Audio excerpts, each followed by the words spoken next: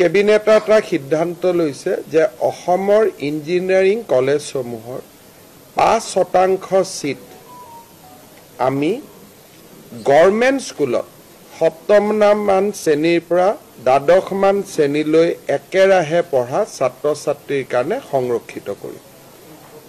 তাৰমানে ষ্টুডেণ্ট এজনে ক্লাছ 7ৰ পৰা গভৰ্ণমেণ্ট স্কুলত পঢ়া হ'ব লাগিব আৰু up to 12 higher secondary government স্কুলখনৰ পৰাই উত্তীৰ্ণ হ'ব লাগিব।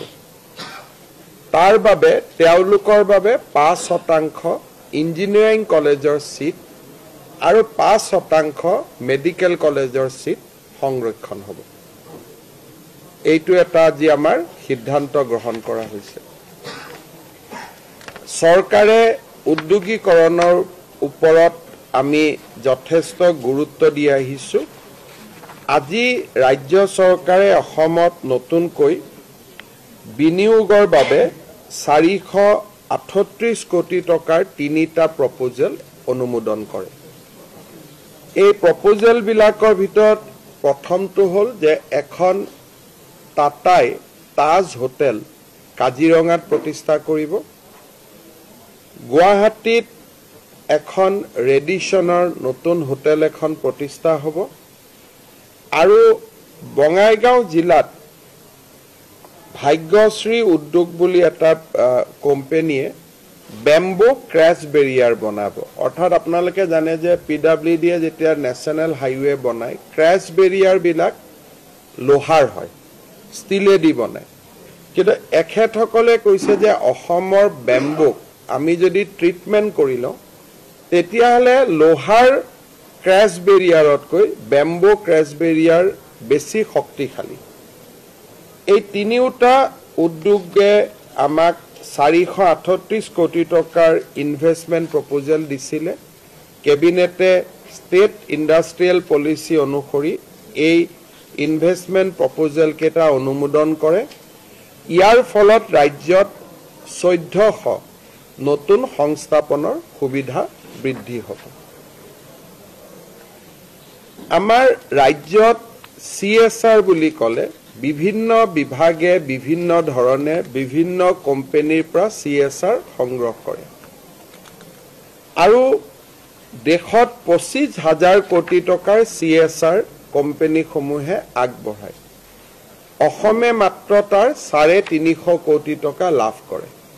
কাৰণ আজিলৈকে অসমত CSR অথৰিটি নাছিলে যোনে সংঘবদ্ধভাৱে বা এটা চিষ্টেমেটিকেলি ভাৰতৰ বিভিন্ন কোম্পানীসমূহক এপ্ৰ'চ কৰিব পাৰে যে অসমত আপোনালোকে বিনিয়োগ কৰক আৰু বিনিয়োগৰ আমি আপোনালোকক সুবিধা কৰি দিম। আজি ৰাজ্য চৰকাৰে প্ৰথমবাৰৰ বাবে কৰ্পৰেট ছ'চিয়েল ৰেছপন্সিবিলিটি অথৰিটি বুলি আমি এটা অথৰিটি ক্ৰিয়েট কৰিছোঁ যাতে আমি লাহে লাহে অসমত CSR ফাণ্ডৰ বিনিয়োগটো আমি বঢ়াব পাৰোঁ। নহ'লে আমাৰ অইল ইণ্ডিয়া NRLে যিখিনি দিয়ে তাতকৈ ওপৰত আৰু আমাৰ ৰাজ্যত CSR বিনিয়োগ নহয়।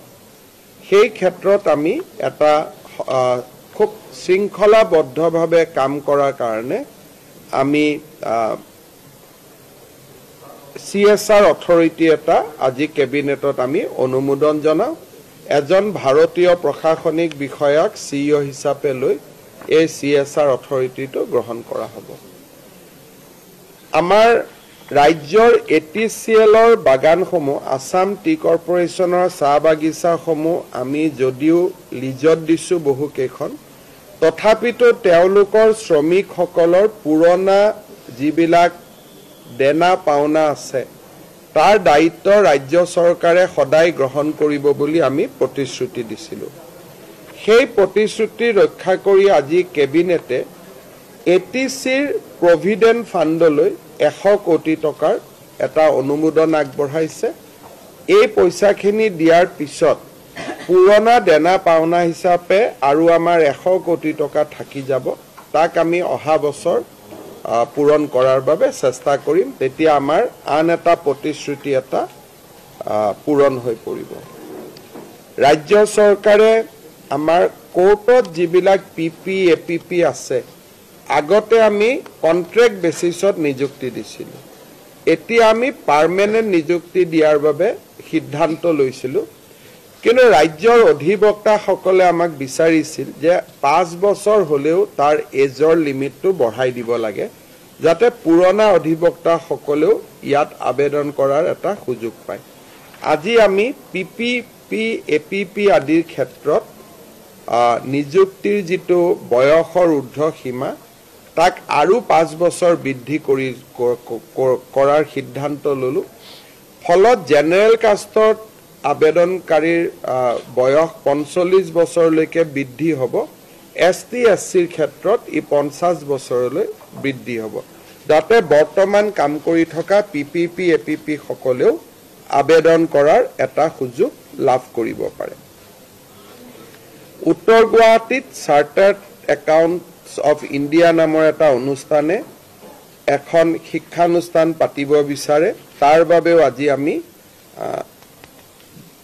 মাটি আবলটনৰ সিদ্ধান্ত গ্ৰহণ কৰো আমাৰ মাটিত আপোনালোকে যদি চাই মাটিত বহুতবোৰ নাম আছিল লাখেৰাজ ম্যাদী পট্টা বিভিন্ন ধৰণৰ প্ৰায় 100 বিধমান নাম আছিল সেইকাৰণে মানুহ কনফিউজন হৈ যায় যে এটো কি মাটি এই গুটেই মাটিৰ নমেনক্লাচাৰ বিলাক চেঞ্জ কৰি লাখেৰাজ নিখিৰাজ টি পাট্টা 100টামান নাম আছে যাৰ ফলত সাধাৰণ মানুহক বিপথে পৰিচালিত কৰাত আমাৰ সুবিধা হৈছিল এতিয়া আমি মাটিৰ নামবিলাক হাৰমনাইজ কৰি কেটেগৰী বিলাক হাৰমনাইজ কৰি মাত্ৰ 5টা কেটেগৰীলৈকে গুটেই মাটিখিনি আমি লৈ আহিলো ম্যাদী পট্টাৰ নাম পিৰিয়ডিক পট্টা হ'ব একচনীয়া পট্টাৰ নাম আমাৰ এনুৱেল পট্টা হ'ব যিবিলাক আমাৰ টি গাৰ্ডেনৰ মাটি আছে সেইবিলাক বিশেষ ম্যাদী পট্টা হ'ব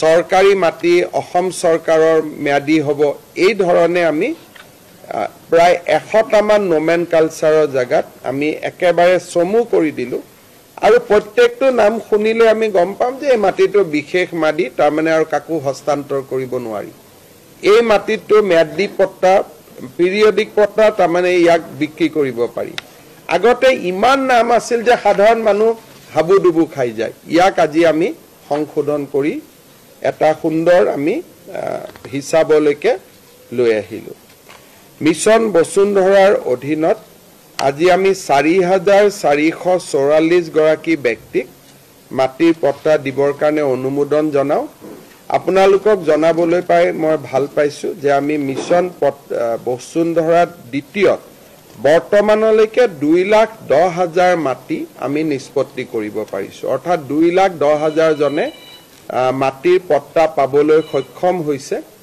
সেই শৃংখলাত আজি আমি আৰু 4,444 জনক আগুৱাই দিলো সংখ্যাটো আজি আৰু বাঢ়ি গল গতিকে আমি ভাবো যে 31 ডিসেম্বৰত মিছন বসুন্ধৰা দ্বিতীয়টো সামৰণি হ'ব তৃতীয় আৰম্ভ কৰাৰ আগত আমি অতি কমেও 2,20,25,000 মানুহক মাটিৰ পট্টা দিব পাৰিম তিনিচুকীয়া জিলাতে অসমৰ ভিতৰত হাইয়েষ্ট মাটিৰ পট্টা হৈছে এটা সাধাৰণভাৱে এটা মই উল্লেখ কৰিলো আজি আমি এটা কেবিনেটে এটা গুৰুত্বপূৰ্ণ সিদ্ধান্ত লৈছো আমাৰ ৰেশন কাৰ্ড বিলাক সৰকাৰি অৱসৰপ্ৰাপ্ত কৰ্মচাৰীয়ে নাপাইছিল যেহেতু তেওঁলোকে পেনশন পাইছিল আজি আমি কেবিনেটে এটা সিদ্ধান্ত লৈলো যে 4th গ্ৰেডৰ ৰিটায়াৰ্ড পাৰ্সনেলেও ৰেশন কাৰ্ড পাব পাৰিব গ্ৰেড 4 যদি মই সৰকাৰি চাকৰিয়ালে ৰেশন কাৰ্ড নাপায় যেহেতু এটো দৰিদ্ৰ মানুহৰ কাৰণে দিয়া হয় কিন্তু গ্ৰেড 4ৰ ৰিটায়াৰ মানুহ এজনকো আমি দৰিদ্ৰ বুলিয়ে ধৰি লৈছো আৰু তেওঁলোকে ফ্ৰী ৰেশন আৰু আয়ুষ্মান ভাৰতৰ সেৱা লাভ কৰিব পৰাকৈ ৰেশন কাৰ্ড লাভ কৰিব কিন্তু গ্ৰেড 3 এ নহয় এটো অনলি ফৰ গ্ৰেড 4 আজি কেবিনেটত সেই সিদ্ধান্তটো আমি গ্ৰহণ কৰিছো ইয়াৰ উপৰিও আন কিছুমান ৰুটিন সিদ্ধান্ত আমি লৈছো যিখিনি আপোনালোকৰ ইন্টাৰেষ্ট থাকিলে পিছত মোৰ টুইটত বা অসম চৰকাৰৰ ষ্টেটমেন্টত আপোনালোকে পঢ়ি ল'ব পাৰিব আমি যিখন জিলালৈ যাওঁ সেইখন জিলাত কিছু উন্নয়নমূলক কাম কৰাৰ বাবে আমি প্ৰচেষ্টা কৰো এই প্ৰচেষ্টাৰ অধীনত আজি তিনিচুকীয়া জিলাৰ বাবে মই কেইটামান কেবিনেটে অনুমোদন কৰা আঁচনি ঘোষণা কৰিব খুজিছোঁ। তিনিচুকীয়া পৌৰসভাৰ বা তিনিচুকীয়া বিধানসভা সমষ্টিত আমি থানা চাৰিআলিত এটা মাল্টি লেভেল কাৰ পাৰ্কিং বনাবৰ কাৰণে সিদ্ধান্ত লৈছোঁ। তিনিচুকীয়া বাইপাছত আমি এটা ISBT বাছ টাৰ্মিনাছ এটা বনাবৰ বাবে সিদ্ধান্ত গ্ৰহণ কৰিছোঁ। এটা ট্ৰাক টাৰ্মিনেল এটা আমি বনাবৰ কাৰণে সিদ্ধান্ত গ্ৰহণ কৰিছোঁ। কাৰ পাৰ্কিং হ'ল, ISBT হ'ল, ট্ৰাক টাৰ্মিনেল হ'ল। তিনিচুকীয়া মেডিকেল কলেজলৈকে যোৱা ৰাস্তাটোৰ ওপৰত আমি এখন উৰণীয়া সেতু আজি আমি অনুমোদন কৰিছোঁ, যাতে যান বাহনৰ ভিৰৰ পৰা আমি ৰক্ষা কৰিব পাৰোঁ। ইয়াৰ উপৰিও তিনিচুকীয়াৰ নপুখুৰী পাৰ্কৰ উন্নয়নৰ বাবে আমি 10 কোটি টকা দিব খুজিছোঁ। বৰদলৈ নগৰ পাৰ্কৰ বাবে আমি 2 কোটি টকা অনুমোদন আগবঢ়াইছোঁ। ৰঙাগড়া ৰোড আৰু 4 লেন ক্ৰছিঙৰ মাজত আমি এটা আণ্ডাৰপাছ বনাব খুজিছোঁ, যাতে তলেদি আমি গাড়ীটো পাৰ কৰিব পাৰোঁ। ৰঙাগড়া ৰোড আৰু 4 লেন ক্ৰছিঙৰ মাজত। আৰু বৰ্তমান যিখন নপুখুৰী তিনিচুকীয়া ফ্লাইঅভাৰ আছে, তাতে আমি নপুখুৰীৰ যিটো অঞ্চল আছে তাত আমি এখন ফ্লাইঅভাৰখন আমি ষ্ট্ৰেংথেনিং আৰু সুন্দৰ কৰিব খুজিছোঁ। চাবুৱাৰ সমষ্টিত আমি বৰ্তমানৰ চাবুৱা সমষ্টিত কোৰ্ট তিনিআলিৰ পৰা DC অফিচৰ পৰা গুৰু টেগ বাহাদুৰ যিটো ৰাস্তা, তাক আমি অতি সুন্দৰ কৰি উইথ ড্ৰেইনেজ আমি বনাব খুজিছোঁ, যাতে ৰাইজৰ উপকাৰ হয়। ডুমডুমা কলেজৰ বাবে আমি এখন ষ্টেডিয়াম, এখন ইনডোৰ ষ্টেডিয়াম এখন দিব সিদ্ধান্ত লৈছোঁ, তাত 12 কোটি টকা লাগিব। ডুমডুমা টাউনত আমি আৰু এটা সুকীয়াকৈ ইনডোৰ ষ্টেডিয়াম এটা বনাবৰ কাৰণে সিদ্ধান্ত লৈছোঁ, সেইটোতো প্ৰায় 12 কোটি টকা লাগিব।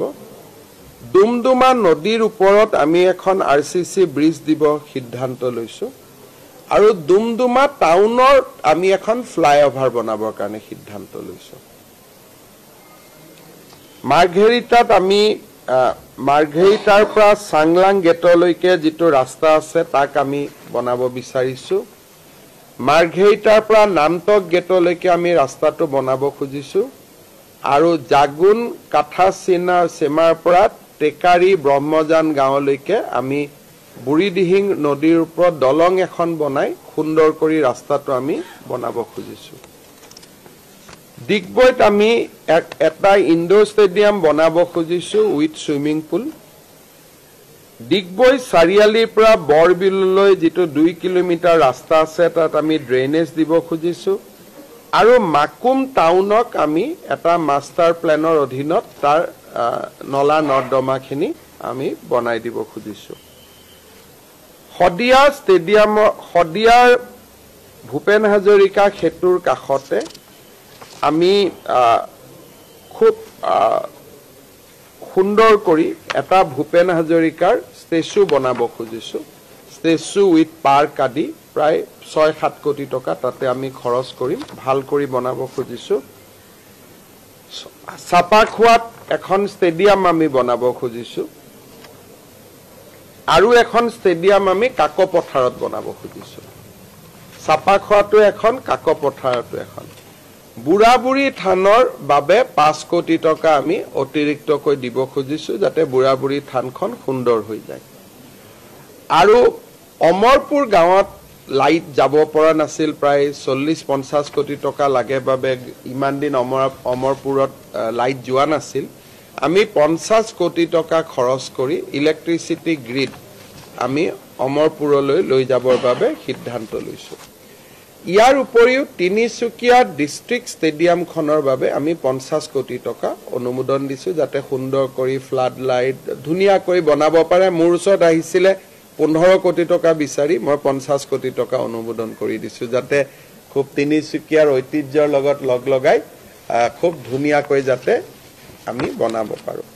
এই গোটেই কামখিনি আপোনালোকে কেতিয়া হ'ল কি হ'ল বুলি মোক নুসুধিব, ঠিক 26ৰ আগতহে হিচাপটো ল'ব, কাৰণ কোনোবা এই বছৰ হ'ব, কোনোবা অহা বছৰ হ'ব, গতিকে হিচাপটো 26ৰ আগত ল'ব প্ৰত্যেকবাৰে আহিলে নুখুদিব কাৰণ একেলগে গোটেইখিনি আমি নকৰো আজি 3টা কালি 4টা এনেকে কৰি কৰি যাম কিন্তু 26ৰ আগতে গোটেইখিনি ইন প্লেস হৈ যাব শেষত মই এটা সৰু ঘোষণা কৰিব খুজিছো যে প্ৰত্যেক বছৰে আমি 2 ডিসেম্বৰৰ দিনত 2 ডিসেম্বৰৰ আগমুহূৰ্তত অসম দিৱসৰ আগমুহূৰ্তত আমি সুকাফা বঁটা ঘোষণা কৰো এইবাৰ অসমৰ প্ৰখ্যাত সাংবাদিক সেন্টিনেল কাকতৰ প্ৰাক্তন সম্পাদক ধীৰেন্দ্ৰনাথ বেজবৰুৱা ডাঙৰীয়াক আমি সুকাফা বঁটা প্ৰদান কৰাৰ বাবে সিদ্ধান্ত লৈছো আজি কেবিনেটত এইখিনি সিদ্ধান্ত আছিল আপোনালোকে এনে মোৰ কথাখিনিটো ৰেকৰ্ড কৰিছে গতিকে টুইটতো আপোনালোকে পাব পিছত তথাপিতো যদি কিবা আছে আপোনালোকে সুধিব পাৰে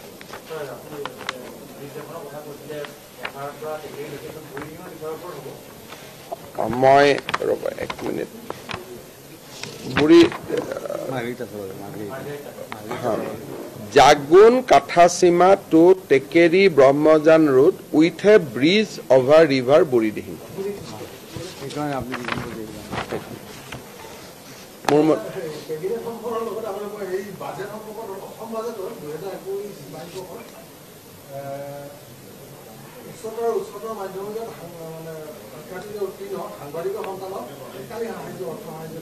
মই এইটো নাজানো বাজেটত নাছিল বাজেটত নাই হয়তো মনে দি ভাবিছিল কিন্তু বাজেট কৰা হোৱা নাছিল হ'ব মিনিষ্টাৰ এটো নাই ধৰা বুলি কৈছে আপোনালোকে ভৱিষ্যতে ধৰিবৰ কাৰণে মিনিষ্টাৰক ধৰক আৰু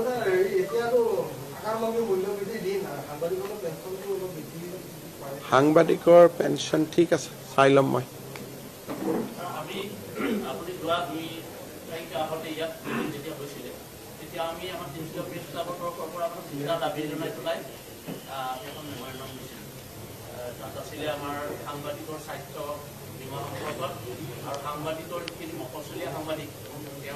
আমি এটা বিচাৰ কৰি আছো যে যিখন আয়ুষ্মান ভাৰতৰ যেটো কাৰ্ড আছে সাংবাদিক সকলকো তাত আনিব পাৰি নেকি কোনোবা দিনা কেবিনেটত শুনিব আমাৰ এটো আছে আজি যেনেকে বহুত দিনৰ পৰা ৰিটায়াৰ্ড গেট 4 এমপ্লয়ী খিনে কৈ আছিল আজি হৈ গল কোনোবা দিনা শুনা পাই যাব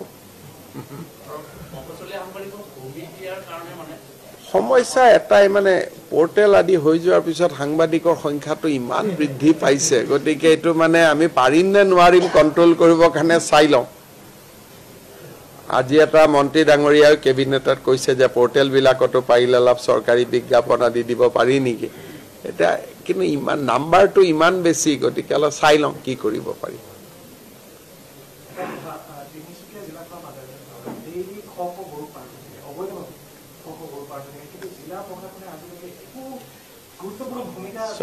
আমাৰ যেটো সৰকাৰী সিদ্ধান্ত যে বিধানসভা যিখন আইন পাছ হৈছে তাতে অসমৰ ভিতৰত গৰু সৰবাহ কৰাত কোনো বাধা আইনে নিদিয়ে তিনিচুকীয়াৰ পৰা ডিব্ৰুগড়লৈকে গৰু যাব পাৰে ডিব্ৰুগড়ৰ পৰা শিৱসাগৰলৈকে যাব পাৰে আইনে বাধা দিয়ে যে যাতে বাংলাদেশলৈকে যাব নোৱাৰে সেই কাৰণে আইনখনত লিখা আছে গোৱালপাৰা দক্ষিণ খাল